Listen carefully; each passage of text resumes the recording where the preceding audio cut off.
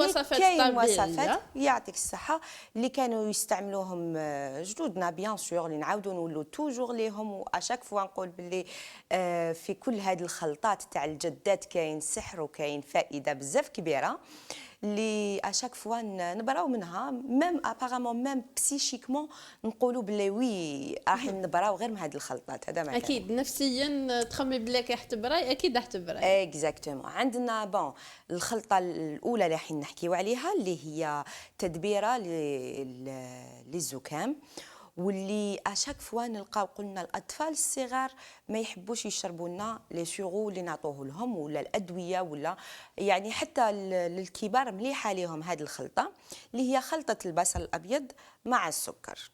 نطلبوا برك من المخرج تاعنا يبعث لنا الصور ويبعث لنا لي فيديو. يعني احنا نحكموا اكزاكتومون، نحكموا هذا البصل اللي تكون القشره تاعو بيضاء ماشي القشره تاعو الحمراء اكزاكتومون. واش نديروا؟ نخويوها علينا برك باش نخويوها، نغومبليوها في الوسط في هذاك لو فيد هذاك، نغومبليوه كامل بالسكر ونحطوها. يعني حين نشوفوا باللي اي تلقت واحد المحلول هكذايا، شغل حنا كي نشوفوه يبان لنا مشروب، يعني هو يطلق الماء تاعو. حتى البصل معروف انه يطلق الماء، والسكر كذلك. يعطيك الصحه.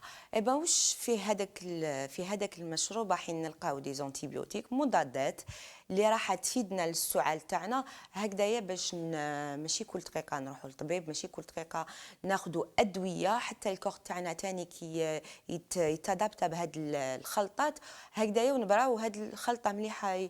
يعني الاطفال الصغار يشربوها، وعلاش؟ باسكو تجيهم حلوه المذاق ومليحه، حتى الناس الكبار باسكو ثاني اكيد لاسونسيال الطفل يكون تعدى سنه، يعني يكون فات عام باش يقدر يتناول السكر. عائشه اكزاكتومون.